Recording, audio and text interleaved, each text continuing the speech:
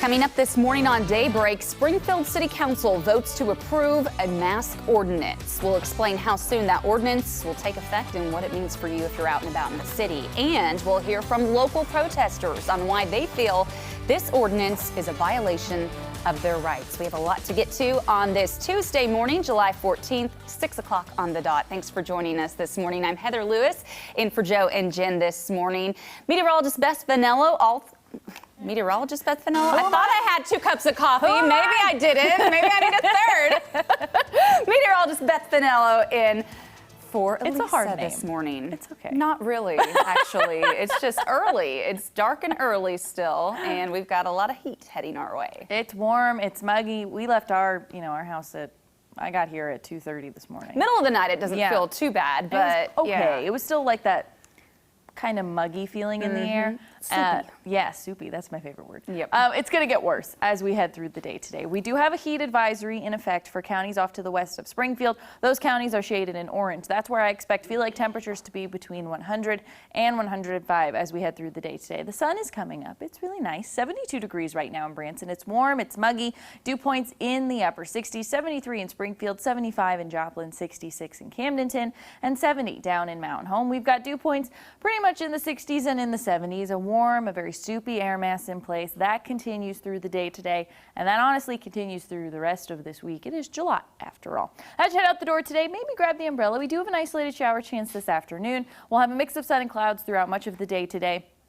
I will have temperatures topping off in the lower 90s. Feel like temperatures for most of us will be in the middle and upper 90s, but for those in that heat advisory, that's where I expect feel like temperatures to be between 100, 105, possibly up to 110. We've got some isolated shower chances to talk about for this afternoon, possibly through the overnight hours, and the extreme heat does continue into the end of this week, into the weekend. That's where we'll be flirting with temperatures in the actual triple digits. I'll have your full forecast in just 10 minutes. New this morning, if you're in the city of Springfield, you'll now have to wear a mask in public starting Thursday. Late last night, City Council approved the mask ordinance despite many pleas from residents not to pass it. Color 10's Madison Heber has more on the details of this ordinance. Madison, good morning. Good morning, Heather. After hours of public comment on this masking ordinance, Council approved the bill 8-0, with Councilwoman Phyllis Ferguson recusing herself from the vote. There's no other option to contain the disease once public health is overwhelmed. And once we do that, we lose testing capacity and we have sick healthcare workers and our system will crumble. We're left with human behavior. That's our only option to slow this down. Dr. Robin Trotman with Cox Health explained the importance for a mask ordinance last night at City Council before Council eventually approved the ordinance. 61 people showed up to share public comment for or against the ordinance, taking the meeting to about 1 o'clock this morning.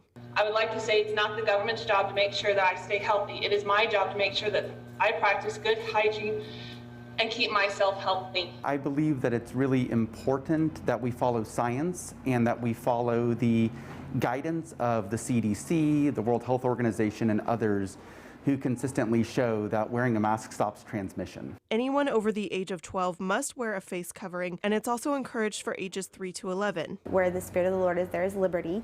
And so in America, we should have the freedom to choose. When laws are made that limit freedom for safety's sake, then there's going to be more that come down the line. As part of my faith tradition, I really believe that we show each other that we love each other when we wear a mask. 2 amendments were made to the ordinance last night. Weddings will be exempt from using face coverings during the ceremony and photo shoots, and public speakers or performers are exempt from wearing a mask as long as they can socially distance. It is not my duty to protect others. I'm against forcing people to wear masks. By all means, if you feel like you need to wear a mask, I'm all for it. My fear is that if we don't take the advice of people like Goldman Sachs, who said, wear a mask and it'll help the economy, we will end up in the same place as California did, where they had to re-shut down. There are also some other exemptions from wearing a mask, including certain health conditions like trouble breathing. The ordinance is set to expire in 90 days, which would reach into mid-October unless council decides to change the date. And not wearing a face covering could result in a $100 fine for both individuals and businesses. Madison Heaver with the news story this morning. Thank you. More than 100 people came out to protest last night against that mask ordinance. Many came with signs. There were also people chanting on a megaphone as vehicles drove by on Chestnut Expressway. Rachel Shelton says she supports anyone who wants to wear a mask, but it should be everyone's choice to wear one or not. It's a 99% recovery rate. The 1% is horrific. Of course, we don't want to see anyone die.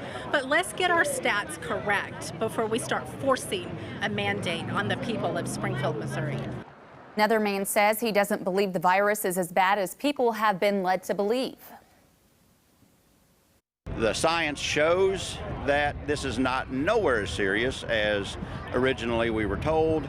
The numbers have been ginned up, they've been changed. There's no sense, apparently, it's a virus that thrives in a church but not in an abortion clinic. It thrives in a mom and pop establishment but apparently not in Walmart. There's been no consistency.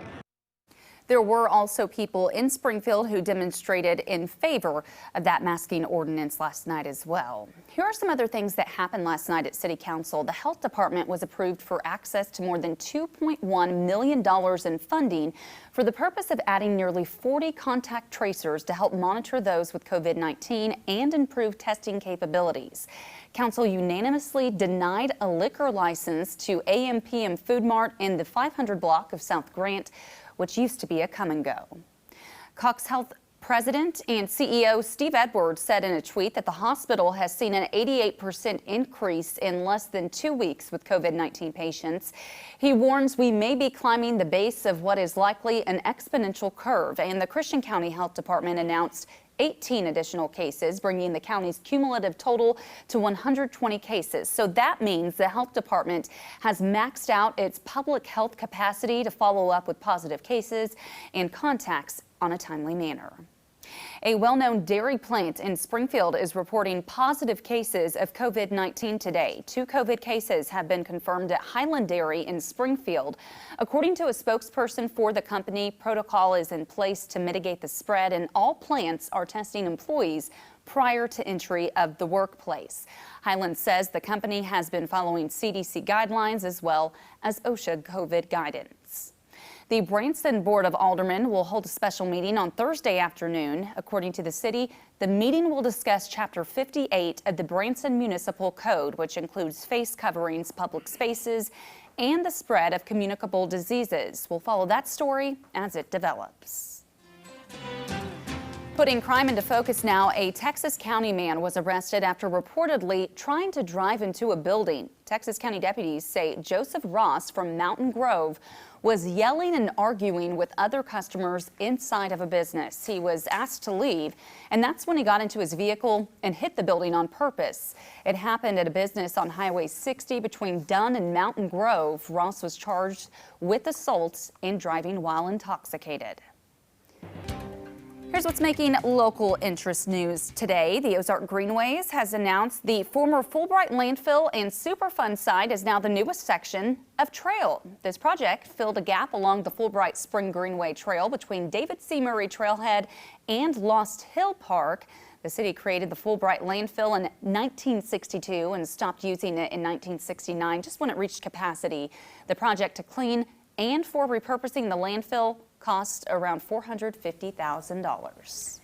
Taking a live look outside, the sun's coming up. It's warm and it's muggy as you head out today. We have a heat advisory that has been issued that goes into effect at noon today for the county shaded in orange. That's west of Springfield, and that goes through 8 p.m. this evening. We've got extreme heat to talk about, plus some isolated rain chances for this week. We'll do all that right after the break. Don't go anywhere.